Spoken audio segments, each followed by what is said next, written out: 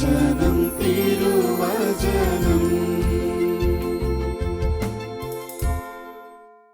ദൈവതിരുനാമത്തിന് മഹത്വമുണ്ടായിരിക്കട്ടെ. ശാലോം പ്രേക്ഷകർക്ക് എൻ്റെ സ്നേഹ വന്ദനം. ദൈവത്തിൻ്റെ സന്നിധിയിൽ പ്രാർത്ഥിക്കാൻ നിൽക്കുന്ന നമ്മുടെ ജീവിതത്തിൽ എപ്പോഴും വചനം നമ്മളെ ഓർപ്പിക്കുന്നൊരു കാര്യം, നമ്മൾ ക്ഷമിക്കുന്നവരായിരിക്കണം, ക്ഷമിച്ചവരായിരിക്കണം, രമ്യതപ്പെട്ടവരായിരിക്കണം. അതുകൊണ്ടാണ് മർക്കോസിൻ്റെ സുവിശേഷത്തിലെ 11-ാം അധ്യായത്തിലെ 25-ാമത്തെ വാക്യത്തിൽ നമ്മുടെ കർത്താവ് വളരെ വ്യക്തമായിട്ട് പഠിപ്പിക്കുകയാണ്, നിങ്ങൾ പ്രാർത്ഥിക്കാൻ നിൽക്കുമ്പോൾ നിങ്ങൾക്കാരോടെങ്കിലും എന്തിൻ്റെയെങ്കിലും പേരിൽ ക്ഷമിക്കാനുണ്ടെങ്കിൽ ക്ഷമിക്കണം എന്ന് കർത്താവ് നമ്മളോട് പറയുകയാണ്. അതുപോലെ തന്നെ മത്തായി ശ്ലീഹായുടെ സുവിശേഷത്തിലെ 5-ാം അധ്യായത്തിലെ 24-ാമത്തെ വാക്യത്തിലേക്ക് കടന്നു വരുമ്പോൾ നമ്മുടെ കർത്താവ് വളരെ വ്യക്തമായിട്ട് വീണ്ടും നമ്മളോട് പറയുകയാണ്, നീ ദേവാലയത്തിൽ ബലിയർപ്പിക്കാൻ അല്ലെങ്കിൽ കാഴ്ചയർപ്പിക്കാൻ പോകുമ്പോൾ പോകുന്ന വഴിക്ക് നിനക്കല്ല നിൻ്റെ സഹോദരന് നിന്നോട് വിരോധമുണ്ടെന്ന് തോന്നിയാൽ കാഴ്ച അർപ്പിക്കാൻ നിനക്ക് യോഗ്യതയില്ല എന്ന ആ ധ്വനിയിൽ തന്നെ കർത്താവ് നമ്മളോട് പറയുകയാണ്. അപ്പോൾ പ്രാർത്ഥന ദൈവസന്നിധിയിൽ സ്വീകാര്യമാകണമെങ്കിൽ, ദൈവത്തിന് പ്രീതികരമായ പ്രാർത്ഥനയാകണമെങ്കിൽ, അല്ലെങ്കിൽ പ്രാർത്ഥിക്കാനുള്ള യോഗ്യതയെപ്പറ്റി ചിന്തിക്കുമ്പോൾ അതിൽ പ്രധാനപ്പെട്ട ഒരു യോഗ്യതയാണ് ക്ഷമിച്ചവരായിരിക്കണം, ക്ഷമിക്കുന്നവരായിരിക്കണം, രമ്യതയുള്ളവരായിരിക്കണം. അനുരഞ്ജനത്തിൻ്റെ അനുഭവത്തിൽ ജീവിക്കാൻ നമുക്ക് സാധിക്കുമ്പോഴാണ് നമ്മുടെ പ്രാർത്ഥന കർത്താവിന് പ്രീതികരമാകുന്നത്. അതുകൊണ്ടാണ് എവിടെയും നമ്മൾ പ്രാർത്ഥിക്കാൻ നിൽക്കുമ്പോൾ നമ്മുടെ മനസ്സ് രമ്യതയുള്ള അനുഭവത്തിലായിരിക്കണം. നമ്മുടെ മനസ്സിൽ രമ്യതയുണ്ടായിരിക്കണം എന്ന് പറയുമ്പോൾ അതിനർത്ഥമാണ്, ക്ഷമിക്കുക എന്ന് പറഞ്ഞാൽ നമ്മുടെ ഹൃദയത്തിൽ മുറിഞ്ഞുപോയ സ്നേഹം പുനഃസ്ഥാപിക്കുന്ന പ്രക്രിയയ്ക്കാണ് ക്ഷമിക്കുക എന്ന് പറയുന്നത്. അതുകൊണ്ട് കർത്താവിൻ്റെ സന്നിധിയിൽ ഏറ്റവും പ്രധാനപ്പെട്ട ഒരു കാര്യമാണ് ക്ഷമിക്കുക എന്നുള്ളത്. സ്നേഹമില്ലാതെ കർത്താവിൻ്റെ അടുക്കിലേക്ക്, സ്നേഹം തന്നെയായ കർത്താവിൻ്റെ അടുക്കിലേക്ക് കടന്നു വരണമെങ്കിൽ നമ്മുടെ ഉള്ളിൽ സ്നേഹമുണ്ടായിരിക്കണം. അതൊരിക്കലും മുറിഞ്ഞിരിക്കാനായിട്ട് പാടില്ല. ഒരിക്കൽ ഒരു അകത്തോലിക്ക സ്ത്രീ എൻ്റെ അടുക്കൽ പ്രാർത്ഥിക്കാൻ കടന്നു വന്നപ്പോൾ ആ വ്യക്തിയോട് ചോദിച്ചു, ക്ഷമിക്കാൻ എന്തെങ്കിലും ഉണ്ടോ എന്ന് ചോദിച്ചപ്പോൾ ആ സ്ത്രീ ഉടനെ പൊട്ടിക്കരഞ്ഞുകൊണ്ട് പറയുകയാണ്, എങ്ങനെ ക്ഷമിക്കാൻ സാധിക്കുമെന്ന്. അതൊരു ചോദ്യമാണ്. ചില കാര്യങ്ങളൊക്കെ നമ്മൾ ചിന്തിക്കുമ്പോൾ എങ്ങനെ ക്ഷമിക്കാൻ സാധിക്കും എന്ന് നമുക്ക് പലപ്പോഴും തോന്നും. എനിക്ക് ആ സ്ത്രീയോട് സ്നേഹത്തോട് മറുപടി പറയാൻ ഇത്രയുമേ സാധിച്ചിട്ടുള്ളൂ. ക്ഷമിക്കുന്നില്ലെങ്കിൽ ദൈവം നമ്മുടെ പ്രാർത്ഥന കേൾക്കത്തില്ല, ദൈവം നമ്മുടെ ജീവിതത്തിൽ ഇടപെടത്തില്ല. ഏതാണ്ട് 4 ദിവസങ്ങൾക്ക് ശേഷം ആ സ്ത്രീ വീണ്ടും പ്രാർത്ഥിക്കാനായിട്ട് കടന്നു വന്നപ്പോൾ ഞാൻ ആ വ്യക്തിയോട് ചോദിച്ചു, ക്ഷമിക്കാൻ സാധിച്ചോ? സാധിച്ചു എന്ന് പറഞ്ഞു. കാരണം ആ സ്ത്രീ പറഞ്ഞത് ശരിയായിരുന്നു. ആ നിമിഷം ആ സ്ത്രീക്ക് വേണ്ടി പ്രാർത്ഥിച്ചപ്പോൾ കർത്താവ് ധാരാളം അഭിഷേകം നൽകി.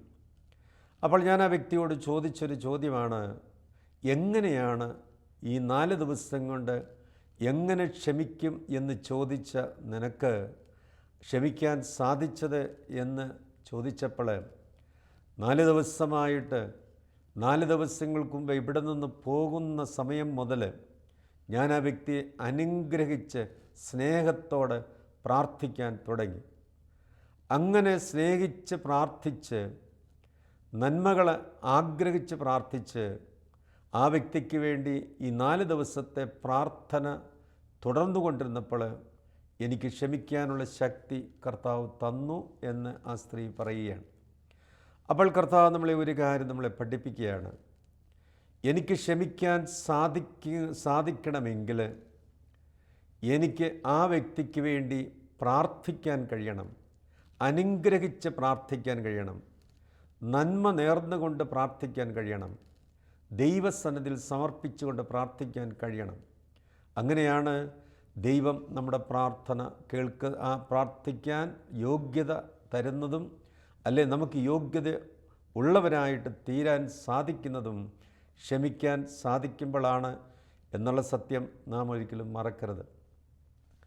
ഒരിക്കൽ ഒരു വ്യക്തി മറ്റൊരു വ്യക്തി കടന്നു വന്നപ്പോൾ ഇതുപോലെ പ്രാർത്ഥിക്കാൻ നിന്നപ്പോൾ ചോദിച്ചു, ആരോടെങ്കിലും എന്തിൻ്റെ പേരിൽ ക്ഷമിക്കാനുണ്ടോ? ഒരു കാര്യത്തിലും എനിക്ക് ക്ഷമിക്കാൻ ഇല്ല എന്ന് ആ വ്യക്തി അവകാശപ്പെട്ടെങ്കിലും ആ വ്യക്തിക്ക് വേണ്ടി പ്രാർത്ഥിച്ചപ്പോൾ പരിശുദ്ധാത്മാവ് ബോധ്യപ്പെടുത്തി ആ വ്യക്തിക്ക് ക്ഷമിക്കാനുണ്ട്. ഞാൻ പറഞ്ഞു, പള്ളിയിൽ കയറി ഒന്ന് പ്രാർത്ഥിച്ചു നോക്കുക. ഒരു 15 മിനിറ്റ് പ്രാർത്ഥിച്ചതിന് ശേഷം ആ വ്യക്തി തിരികെ വന്നപ്പോൾ പറയുകയാണ്, വർഷങ്ങൾക്ക് മുമ്പ് പഠിച്ചുകൊണ്ടിരുന്ന കാലത്ത് ഹോസ്റ്റലിൽ താമസിച്ചുകൊണ്ടിരുന്ന സന്ദർഭത്തിൽ ഒരു കലഹമുണ്ടായിരുന്നു, ഒരു ഭിന്നതയുണ്ടായിരുന്നു. അന്ന് മനസ്സ് മുറിഞ്ഞിരുന്നു. പക്ഷേ വർഷങ്ങൾ കഴിഞ്ഞപ്പോൾ അതൊക്കെ അങ്ങ് മറന്നുപോയി.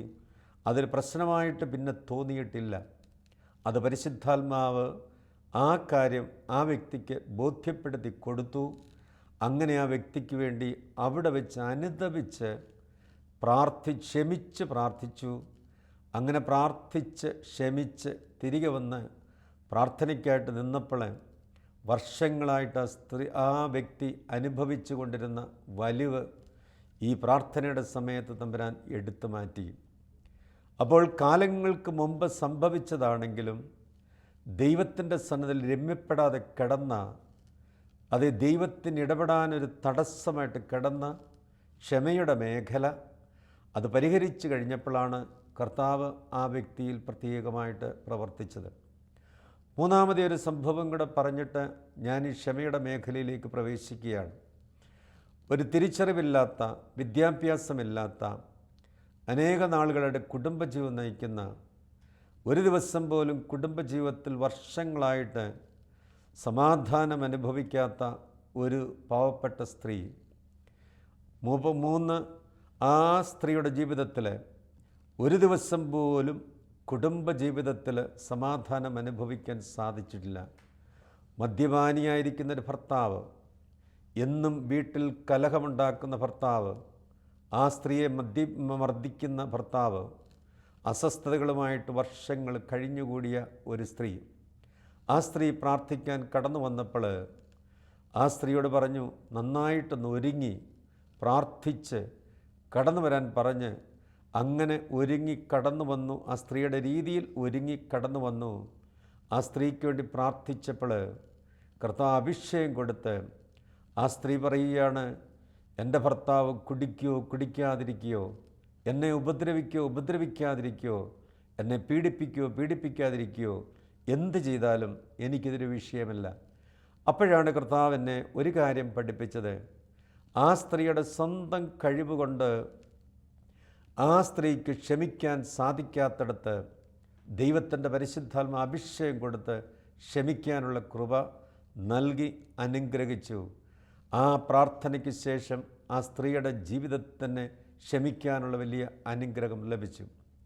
ഇതെല്ലാം സൂചിപ്പിക്കുന്നത് ദൈവത്തിൻ്റെ സന്നിധിയിലേക്കൊരു വ്യക്തി കടന്നു വരുമ്പോൾ നമ്മൾ ക്ഷമയുള്ളവരായിരിക്കണം, ക്ഷമിച്ചവരായിരിക്കണം എന്നുള്ളതാണ്. നമ്മുടെ ഹൃദയത്തിൽ സ്നേഹം മുറിഞ്ഞിരിക്കാൻ പാടില്ല എന്നുള്ള സത്യം കർത്താവ് നമ്മളെ പ്രത്യേകമായിട്ട് പഠിപ്പിക്കുകയാണ്. അതുകൊണ്ടാണ് കർത്താവ് പറയുന്നത്, നിനക്ക് ആരോടെങ്കിലും എന്തിൻ്റെയെങ്കിലും പേരിൽ ക്ഷമിക്കാനുണ്ടെങ്കിൽ ക്ഷമിച്ചിട്ട് വേണം നീ പ്രാർത്ഥിക്കാൻ എന്ന് കർത്താവ് പറയുക. മറ്റുള്ളവരെന്താണെന്നുള്ളതല്ല കർത്താവിൻ്റെ സന്നിധിയിൽ പ്രധാനപ്പെട്ടത്. തമ്പുരാൻ നമ്മളോട് ആവശ്യപ്പെടുന്നത്, നിൻ്റെ ജീവിതത്തിൽ എനിക്ക് ഇടപെടാൻ സാധിക്കണമെങ്കിൽ നിനക്ക് ക്ഷമിക്കാൻ സാധിക്കുമോ? നിനക്ക് രമ്യപ്പെടാനായിട്ട് സാധിക്കുമോ? ഇതാണ് കർത്താവ് നമ്മളോട് ചോദിക്കുന്ന ഒരു പ്രധാനപ്പെട്ട ചോദ്യം. അപ്പോൾ എൻ്റെ ഹൃദയത്തിൽ ദൈവസന്നിധിയിൽ ദൈവത്തിനിടപെടാൻ തടസ്സമായിട്ട് ഒന്നുമില്ലാത്ത ഒരവസ്ഥ നമ്മുടെ ജീവിതത്തിൽ എപ്പോഴും നമുക്കുണ്ടായിരിക്കണം. എങ്കിൽ മാത്രമേ കർത്താവിൻ്റെ സന്നിധിയിൽ പ്രാർത്ഥിക്കുവാൻ നമുക്ക് സാധിക്കത്തുള്ളൂ. കർത്താവ് നമ്മുടെ ജീവിതത്തിൽ ഇടപെടത്തുള്ളൂ എന്നുള്ള കാര്യം നമ്മൾ തിരിച്ചറിയുകയാണ്. ഈ അവസരത്തിലാണ് നമ്മൾ ചിന്തിക്കേണ്ട ഒരു കാര്യം, മറ്റുള്ളവരെന്തുമായിക്കൊള്ളട്ടെ അത് ദൈവം നോക്കിക്കോളും. എൻ്റെ ഹൃദയത്തിൽ ദൈവത്തിന് പ്രവർത്തിക്കണം. അതുകൊണ്ട് ദൈവത്തെ നോക്കി ദൈവം പറയുന്ന വചനങ്ങൾക്കനുസരിച്ച് വിശ്വാസത്തോടെ ജീവിക്കാൻ നമ്മൾ ശ്രമിക്കുമ്പോൾ മാത്രമേ നമുക്ക് ക്ഷമിക്കാൻ സാധിക്കത്തുള്ളൂ എന്നുള്ളൊരു സത്യം കർത്താവ് നമ്മളെ പ്രത്യേകമായിട്ട് പഠിപ്പിക്കുകയാണ്. ഈ ഒരവസരത്തിലാണ് കർത്താവിൻ്റെ സന്നിധിയിൽ നമ്മൾ നിൽക്കുമ്പോൾ നമുക്ക് ക്ഷമിക്കാൻ ഏതെങ്കിലും മേഖലകൾ ഉണ്ടോ? ആ ഒരു ചോദ്യം നമ്മൾ പ്രത്യേകമായിട്ട് ചോദിക്കണം. അതുകൊണ്ടാണ് ഒരു ദിവസം പൂർത്തിയാക്കി കടന്നു പോകുന്നതിന് മുമ്പ് തന്നെ കർത്താവിൻ്റെ സന്നിധിയിൽ മുട്ടുകുത്തുന്ന അവസരത്തിൽ എനിക്ക് ആരോട് എങ്കിലും എന്തെങ്കിലും പേരിൽ ക്ഷമിക്കാൻ ഉണ്ടോ എന്ന് കർത്താവ് നമ്മളോട് ചോദിക്കുകയാണ്. ഈ അവസരത്തിൽ കർത്താവിൻ്റെ സന്നിധിയിൽ മറ്റുള്ളവരെ എന്തെങ്കിലും ആയിക്കൊള്ളട്ടെ, അവരനീതിയായിരിക്കും പ്രവർത്തിക്കുന്നത്, അവർ തിന്മയായിരിക്കും പ്രവർത്തിക്കുന്നത്, അവർ വലിയ ദ്രോഹമായിരിക്കും പ്രവർത്തിക്കുന്നത്, അതവരുടെ കാര്യം, അതവരും ദൈവവുമായിട്ട് തീർത്തുകൊള്ളും എന്നുള്ള സത്യം നമ്മൾ ഓർത്ത് കർത്താവിനെ നോക്കി അവൻ്റെ മുഖത്തേക്ക് നോക്കി നമ്മൾ ജീവിക്കുമ്പോഴാണ് നമുക്ക് ക്ഷമിക്കാൻ സാധിക്കുന്നത്. കാര്യം നമ്മുടെ എല്ലാം ജീവിതത്തിൻ്റെ പ്രധാനപ്പെട്ട ലക്ഷ്യം ഈ ലോകമല്ല. ഈ ലോകത്തിനപ്പുറത്തൊരു നിത്യജീവിതമാണ്, സ്വർഗരാജ്യമാണ്. ആ സ്വർഗരാജ്യത്തിന് വേണ്ടി ജീവിക്കുന്ന നമുക്ക് ഈ ഭൂമിയിലെ താൽക്കാലിക ജീവിതത്തിൽ ദൈവനാമത്തിൽ എന്തും ചെയ്യാൻ നമുക്ക് സാധിക്കുന്നൊരവസ്ഥ, ഒരു മനസ്ഥിതി, അതിനുള്ളൊരു ഒരുക്കം നമുക്ക് നേടിയെടുത്തേ പറ്റുകയുള്ളൂ എന്നുള്ള സത്യം നമ്മൾ പ്രത്യേകമായിട്ട് ഓർക്കുകയും ചെയ്യാം. അതുകൊണ്ടാണ് കർത്താവിൻ്റെ സന്നിധിയിൽ എൻ്റെ ജീവിതത്തിൽ എനിക്ക് ക്ഷമിക്കാനായിട്ട് എന്തെങ്കിലും ഉണ്ടോ എന്നെപ്പോഴും പരിശോധിച്ച് നോക്കുക. അതാണ് ഞാൻ ക്ഷമിക്കാതിരിക്കുമ്പോൾ നമ്മളൊന്ന് ചിന്തിച്ച് നോക്കിയാൽ വാസ്തവത്തിൽ നമ്മളെ തന്നെ പീഡിപ്പിക്കുകയല്ലേ. ഒരു ദിവസം ഞാൻ എൻ്റെ മനസ്സ് മുറിഞ്ഞിരുന്നാൽ, എനിക്ക് സ്നേഹം, എൻ്റെ ഹൃദയത്തിൽ സ്നേഹം മുറിഞ്ഞിരുന്നാൽ ഞാൻ തന്നെ എന്നെ പീഡിപ്പിക്കുക. എനിക്ക് അസ്വസ്ഥതയുണ്ടാകും. എനിക്ക് അസ്വസ്ഥതയുണ്ടാകുമെന്നുള്ളതിന് യാതൊരു സംശയവുമില്ല. നമ്മൾ ഭക്ഷണം കഴിക്കും ഈ ഒരവസ്ഥയിലും, ജോലികളൊക്കെ ചെയ്യും നമ്മൾ ഈ അവസ്ഥയിൽ, മറ്റ് കാര്യങ്ങൾ നമ്മൾ ചെയ്യും. ഒരു കാര്യം മാത്രമേ നമ്മുടെ ഹൃദയത്തിൽ സ്നേഹം മുറിഞ്ഞിരിക്കുമ്പോൾ നടക്കാതിരിക്കത്തുള്ളൂ. അത് ദൈവസന്നിധിയിൽ ഹൃദയം കൊണ്ട് പ്രാർത്ഥിക്കാൻ സാധിക്കാത്ത ഒരു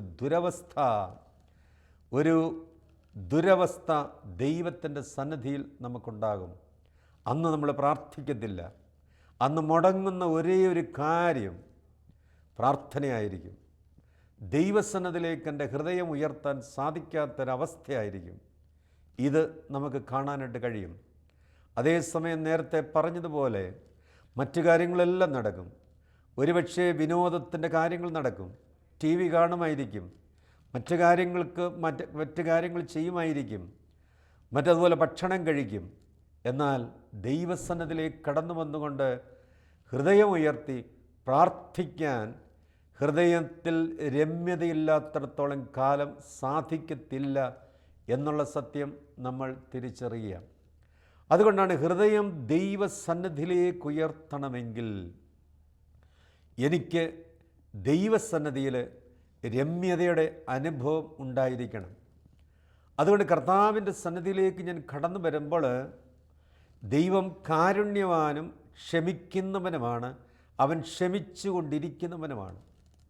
അതുകൊണ്ട് നമ്മുടെ കർത്താവ് പ്രാർത്ഥന പഠിപ്പിച്ചപ്പോൾ ഞങ്ങളുടെ കടക്കാരോട് ഞങ്ങൾ ക്ഷമിക്കുന്നത് പോലെ ഞങ്ങളോട് ക്ഷമിക്കണമേ എന്ന് പഠിപ്പിച്ചപ്പോൾ കർത്താവ് ക്ഷമിക്കുന്നത് നമ്മൾ ക്ഷമിച്ചുകൊണ്ടല്ല എന്ന ഒരു സത്യം നമ്മൾ തിരിച്ചറിയുന്നത് നല്ലതായിരിക്കും. സൂര്യപ്രകാശം ഉണ്ടായത് ഞാൻ കണ്ണ് തുറന്നതുകൊണ്ടല്ല, ഞാൻ കണ്ണ് തുറന്നപ്പോഴാണ് ഉദിച്ച് പ്രകാശിച്ചു കൊണ്ടിരുന്ന സൂര്യൻ്റെ പ്രകാശം എനിക്ക് ലഭിച്ചത്.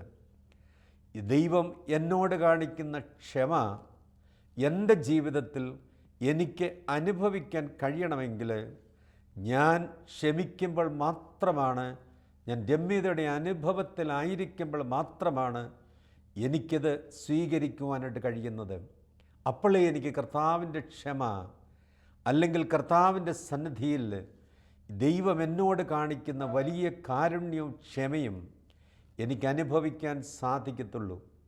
വേറൊരു ഭാഷയിൽ പറയുകയാണെങ്കിൽ ക്ഷമിക്കാനുള്ള രമ്യതപ്പെടാനുള്ള എൻ്റെ കഴിവിനനുസരിച്ചാണ് ദൈവസന്നിധിയിൽ നിന്ന് ഞാൻ ദൈവം എന്നോട് കാണിക്കുന്ന ആ വലിയ ക്ഷമയും കാരുണ്യവും എനിക്കാവോളം അനുഭവിക്കാൻ സാധിക്കത്തുള്ളൂ എന്ന സത്യം നമ്മൾ ഓർക്കുകയാണ്, അറിയുകയാണ്.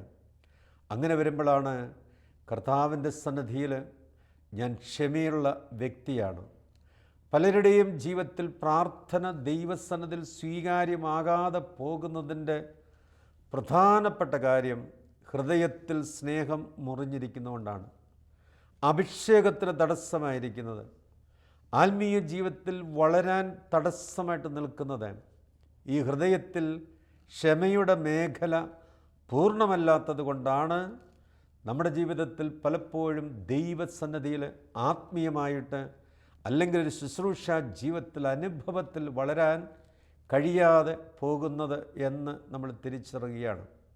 അങ്ങനെ വരുമ്പോഴാണ് നമ്മുടെ ജീവിതത്തിലെ പ്രധാനപ്പെട്ട ഒരു ഉത്തരവാദിത്തമാണ്, വലിയൊരു കാര്യമാണ്, ഞാൻ ദൈവസന്നിധിയിലേക്ക് വരുമ്പോൾ ഞാൻ എന്നെ തന്നെ പരിശോധിച്ച് എവിടെയെങ്കിലും കുറവുകൾ ഈ മേഖലയിലുണ്ടോ എന്ന് ഞാൻ പരിശോധിച്ച്, ഞാൻ തിരിച്ചറിഞ്ഞ് അത് ഞാൻ ഏറ്റുപറഞ്ഞ് മാപ്പ് ചോദിച്ച് കർത്താവിൻ്റെ സന്നിധിയിൽ രമ്യപ്പെടുക. നമ്മുടെയൊക്കെ ജീവിതത്തിലേക്ക് കടന്നു വരുമ്പോൾ ക്ഷമയുടെ മേഖല വളരെ ആഴത്തിൽ കിടക്കുന്ന ഒന്നാണ്. ക്ഷമയില്ലാത്തൊരവസ്ഥ. ഒരുപക്ഷെ നമ്മൾ പലതരത്തിലുള്ള തിരസ്കരണത്തിൻ്റെ കൈപ്പേറിയ അനുഭവത്തിലൂടെ നമ്മൾ കടന്നുപോയവരായിരിക്കാം. ജനിച്ച കാലം മുതൽ, ഉമ്മയുടെ ഉദരം മുതൽ, വളരെ ചെറുപ്പം മുതൽ നമ്മുടെ ജീവിതത്തിൽ തിരസ്കരണത്തിൻ്റെ ആ ഒരു അനുഭവം, കൈപ്പേറിയ അനുഭവത്തിലൂടെ നമ്മളിങ്ങനെ കടന്നുപോയി കാണും. കാലങ്ങൾ കഴിഞ്ഞപ്പോൾ വലിയ കുഴപ്പമില്ല എന്ന് വിചാരിക്കുമെങ്കിലും നമ്മുടെ ഉള്ളിൻ്റെ ഉള്ളിൽ ഈ തിരസ്കരണത്തിൻ്റെ കൈപ്പേറിയൊരനുഭവം, ഒരു മുറിവ്, അല്ലെങ്കിൽ ഒരു തിന്മയുടെ അതിലൂടെ കടന്നു വന്ന ഒരു തിന്മയുടെ അരൂപിയുടെ സ്വാധീനം നമ്മളറിയാതെ നമ്മളെ ഭരിക്കുകയോ നിയന്ത്രിക്കുകയോ നമുക്കൊരു തടസ്സമായിട്ടൊരു ബന്ധനമായിട്ട് നമ്മളിൽ കിടപ്പുണ്ടായിരിക്കും എന്നുള്ള കാര്യം നമ്മളെ ഓർക്കുന്നത് നല്ലതായിരിക്കും. അതുകൊണ്ടാണ് എന്നെ ദ്രോഹിച്ചവർ, എന്നെ പീഡിപ്പിച്ചവർ, എന്നെ സ്നേഹിക്കേണ്ടവർ സ്നേഹിക്കാത്തവർ, എന്നെ കരുതേണ്ടവർ കരുതാത്തത് പോയ നിമിഷങ്ങൾ, എന്നെ നോക്കേണ്ടവർ നോക്കാതെ പോയത്, എന്നെ കർത്താവിൻ്റെ സന്നിധിയിൽ പരിപാലിച്ച് വളർത്തേണ്ടവർ വളർത്താതെ പോയപ്പോൾ ഇങ്ങനെ പലതരത്തിൽ പല മേഖലകളിൽ പല രീതിയിൽ പല സമയത്ത് നമ്മുടെ ഉള്ളിൽ തിരസ്കരണത്തിൻ്റെ കൈപ്പേറിയ അനുഭവം നമ്മൾ കിടപ്പുണ്ടെങ്കിൽ അവിടേക്കൊക്കെ നമ്മൾ തിരിഞ്ഞു നോക്കിയിട്ട് നമ്മളവരെ സ്നേഹിച്ച് ക്ഷമിച്ച് സ്നേഹിച്ച് അവരോടുള്ള സ്നേഹം നമ്മൾ പുനഃസ്ഥാപിച്ച് ദൈവനാമത്തിൽ ക്ഷമിച്ച് അനുഗ്രഹിച്ച് നമ്മൾ ഓരോ ദിവസവും നമ്മൾ ജീവിക്കുമ്പോൾ കർത്താവിൻ്റെ സന്നിധിയിൽ വരുമ്പോൾ നമുക്കൊരുപാട് വിടുതൽ അനുഭവിക്കുന്നവരായിട്ട് തീരാൻ കഴിയും എന്നുള്ള സത്യം നമ്മൾ തിരിച്ചറിയാം. ഈ ഒരു കാര്യം നമ്മൾ ഓർക്കുമ്പോഴാണ് നമുക്ക് പലപ്പോഴും ഈ മേഖലയിലേക്ക് കടക്കണം. കർത്താവിൻ്റെ സന്നിധിയിൽ സ്നേഹത്തിൻ്റെ തലം, ദൈവസ്നേഹം നമ്മുടെ ഉള്ളിലേക്ക് ഇറങ്ങണം. ആ ഒഴുക്കിന്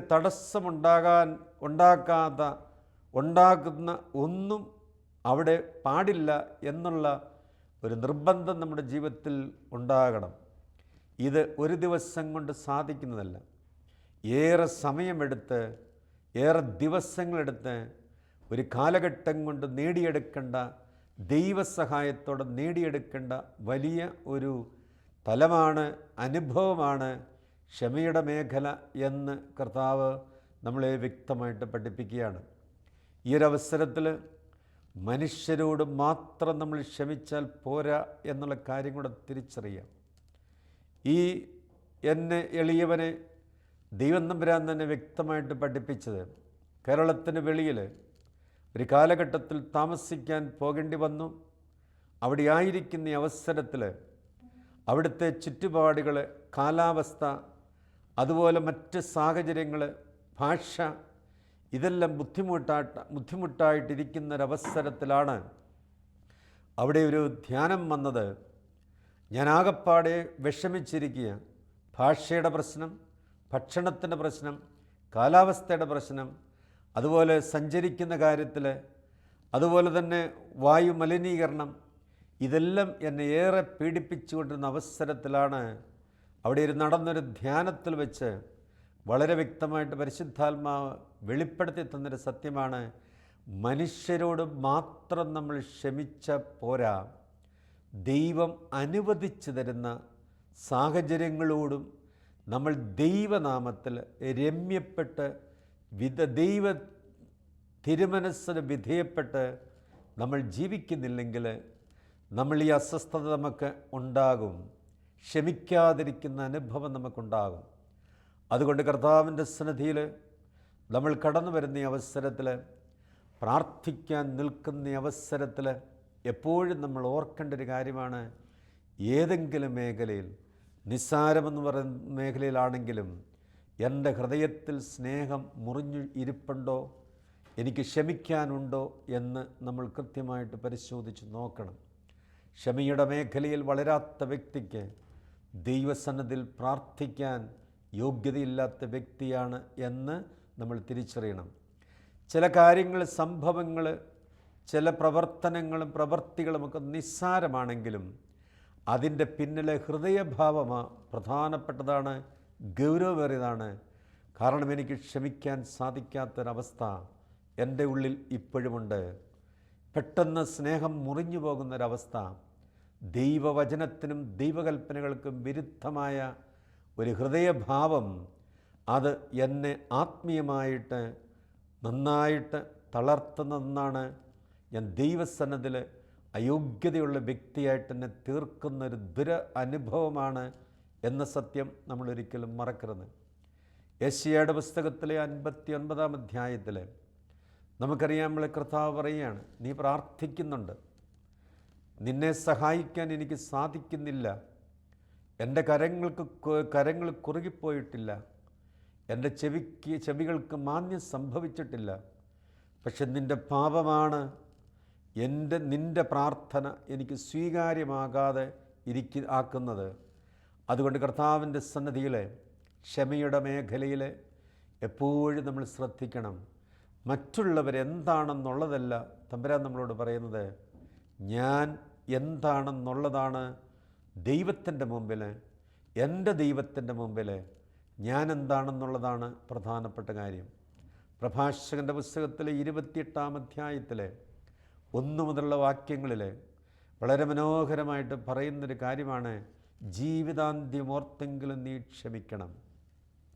വേറൊരു കാര്യം കൂടെ പറയുകയാണ്, നിന്നെപ്പോലൊരു മർത്യരോട് നിനക്ക് ക്ഷമിക്കാൻ സാധിക്കുന്നില്ലെങ്കിൽ അത്യുന്നതൻ നിന്നോട് എങ്ങനെ കരുണ കാണിക്കും? ഈ ഒരു ചോദ്യം നമ്മളോട് ചോദിച്ചുകൊണ്ട് കർത്താവിൻ്റെ സന്നിധിയിൽ എളിമപ്പെട്ട് ദൈവത്തെ മാത്രം നോക്കി സ്വർഗത്തെ ലക്ഷ്യമാക്കിക്കൊണ്ട് ജീവിക്കാൻ ശ്രമിക്കുന്ന ഒരു ജീവിതം, അങ്ങനെ ജീവിക്കുന്ന ഒരു ജീവിതത്തിൻ്റെ അനുഭവം കർത്താവ് നമുക്ക് പ്രദാനം ചെയ്യട്ടെ. നമ്മുടെ പ്രാർത്ഥന ദൈവസന്നിധിയിൽ സ്വീകാര്യമായി തീരട്ടെ. അങ്ങനെ പ്രാർത്ഥനയിൽ ആഴപ്പെടുന്ന ഒരനുഭവം നമുക്ക് ലഭിക്കട്ടെ.